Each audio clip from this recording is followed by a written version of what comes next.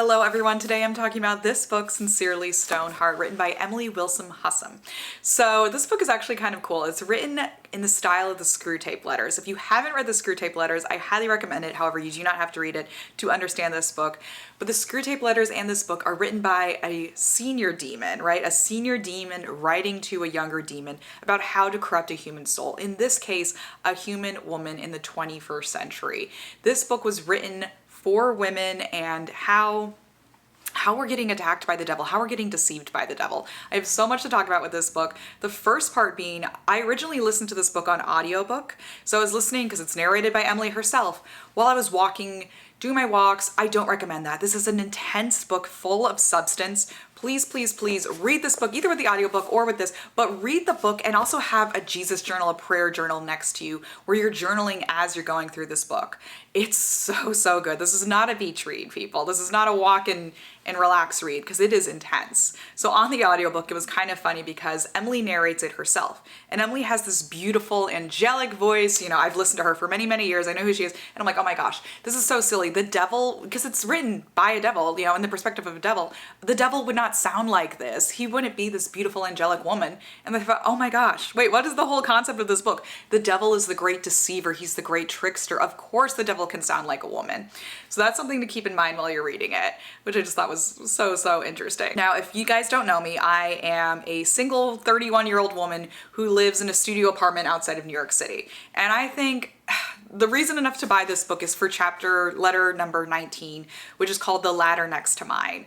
And it goes over, I'm not going to spoil the letter for you, but it goes over every woman feels like she has a ladder in front of her. You watch your sisters, your friends, they're climbing up that ladder. They're way ahead of you. They're married. They have kids. They might have multiple kids by your age, and you just watch them. Or you watch your friends at work going up the ladder at your career. You begin to watch younger women kill it at their career or kill it with motherhood or everything. Like they're going up, and you feel like you're stagnant. You feel the timelines. You feel left behind.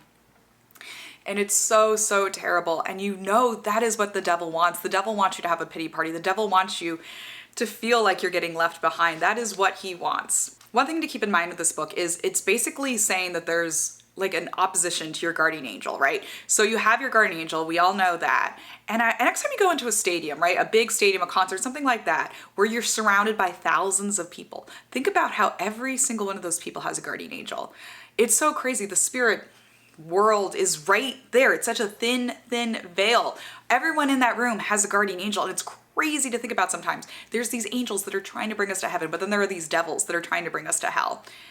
And gosh, if you are like me and you sometimes struggle with having purpose and you feel like all of your friends are just, you know, becoming mothers left and right, and you're just sitting over here, you know, trying to get a first date or what have you, you might begin to be irrational and think that God has forgotten about you. And it's a very real fear. I have had it. I discerned with the convent, and I talked to a sister about this when I knew I wasn't called to the convent. I talked to the sister and I said, I feel like God has forgotten about me. Even God doesn't want to marry me. What the heck? And sister, oh, she was a sister of life. She was so sweet. She said, it is impossible for God to forget about you. If God were to forget about you, you would cease to exist. Remember that, guys. You are beloved. That is your rooted identity. You would cease to exist if God forgot about you. God has never forgotten about you. There's so many other things in this book that are so good. Another thing that really stuck out to me is the fact that we have so many people that we need to forgive. How one little thing, something said to you years and years ago, can mess you up for weeks, months, years. Something a parent said, something a coworker said, something a friend said, something a teacher even said. Maybe the teacher said something and you felt humiliated in front of the class. So as you read this book, I want you to be mindful of forgiving others in addition to forgiving yourself. Just don't beat yourself up whatever you do. But as you find these people that you realize you need to forgive, I think really good, take it to heart, take it to God, journal about it. But then after you read this book, it might be a good idea for you to read this other book called Unbound. This is also written by a Catholic. It's super good. There's Unbound retreats, but it's about breaking kind of the soul ties maybe you have with ex-boyfriends, things like that, but also forgiving, whether it be those teachers, your parents, your friends, anyone growing up that really hurt you. It's a lot about forgiving things from childhood. So maybe that'll be a good follow-up book, because this book gives you the tools to decipher what the devil has done in your life, but then you need to forgive, move on, and be healed. That's the big thing in this, is to be healed by God. As you're reading this book, find the places that are in need of healing.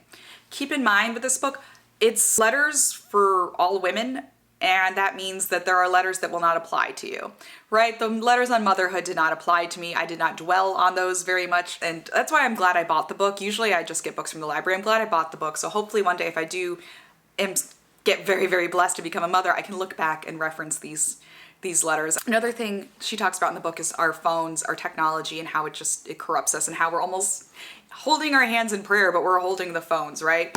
And it's very interesting because Emily, I would not have known about Emily Wilson if it wasn't for YouTube and Instagram. I never saw her speak, unfortunately, at any of the Catholic conferences I've been to. She hasn't been a speaker at, but it's very interesting because she has these matchmaking posts. I've never participated in them. I feel like it's kind of weird for my platform and stuff to participate in. So I've never participated in any of them.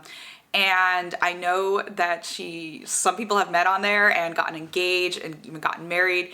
And I love this reel she posted where she has her favorite couple that met on there. I mean, look how sweet. Look how sweet. It's a couple that didn't meet in their 20s, right? There is no timeline. As much as Catholic media loves to tell us that you need to get married in your early 20s, as early as possible. Like, so when I say Catholic media, I really shouldn't say Catholic media. I should say trolls on Catholic media. Like Emily Wilson has never talked about having to get married young. Other Catholic influencers that I have been listening to for years, I don't know any of the big Catholic players, authors, all that stuff who are like, you need to get married young. I've seen them say, don't overthink it and be intentional, and to not just, hope it happens, but to put yourself out there, right? Everyone says to put yourself out there. Nobody of the good players, I don't know how else to describe them, are saying get married young, you need to get married young. That's more of the Reddit troll media is telling you need to get married young, which is so wrong. You need to get married to the right person. So I just thought that was fun with the matchmaking post, how the devil is using technology, but God is using technology as well. So just remember, the devil loves to corrupt and God loves to just bring you to him. It's so important, you guys, to be childlike and not childish. That's why one of my Brazilian priest friends, one of my very good Brazilian priest friends, obviously English is not his first language, he talks about how he loves the word brokenness. And in this book, while you're reading it, I want you just to bring your brokenness to God. So one cool thing might be if you have the opportunity to read it during adoration. And when I'm in a big church for adoration, not when I'm in a small chapel, when I'm in a big church, one thing that I really like to do is to have my book or my journal or what have you, and to sit on the floor before Jesus. I think this posture is really good. I'm not kneeling. Yes, kneeling is so good, but the posture of sitting at the floor in adoration is very special because it's almost like you're sitting at the floor before your Father, before your friend, listening to Jesus. I mean, I like to think about the Sermon on the Mount, people were sitting, just listening to Jesus. I don't know. I like to think of it that way. So when you read this book, maybe if you have the opportunity, sit and be with Jesus, be comfortable and be childlike. It's a very entertaining and clever book. I do believe it's very, very intense and definitely something that you want to meditate on and read. I mean, don't be embarrassed if you read one letter and that sticks with you for the full day and you read it over and over again. I definitely did that. And another thing to consider is I got this book. It took me a little while to read it because I was meditating on everything, but I took a few days off from reading the book and then I picked it up and I was like, oh my gosh, this letter totally relates to exactly what I'm feeling today. God will work his way through this book, I believe, for you. This is definitely a good book for a women's faith group, for a book club.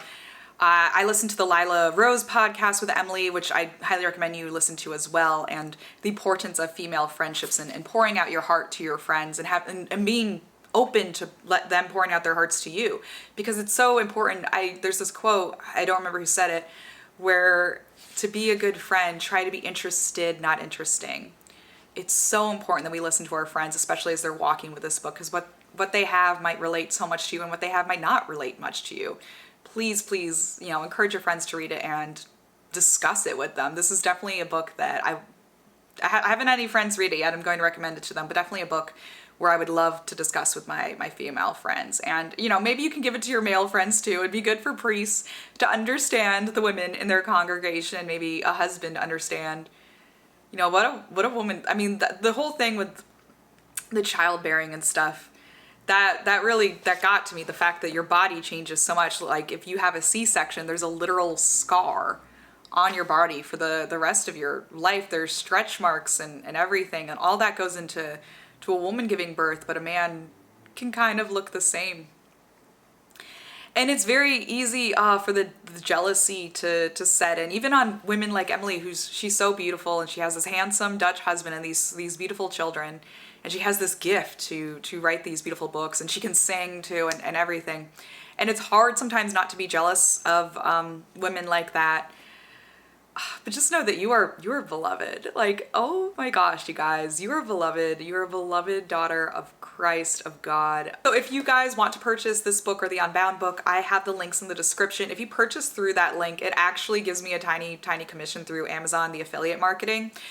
That would be so great if you could purchase through that link, because it does cost money to run this channel. If you guys could give this video a thumbs up, hit the bell, and hit subscribe so you never miss one of my videos. Please comment down below if you've read this book, if you're planning to read this book, and any of the deceptions that the devil has worked on you and will not work anymore in the future. We are called beloved, and we are also called to be healed. So I hope this book gives you the opportunity to be healed and to move forward. And please just meditate and be with God. And I love it. I love it so much. So thank you guys so much for watching. Have a great day, and I'll talk to you soon. Bye.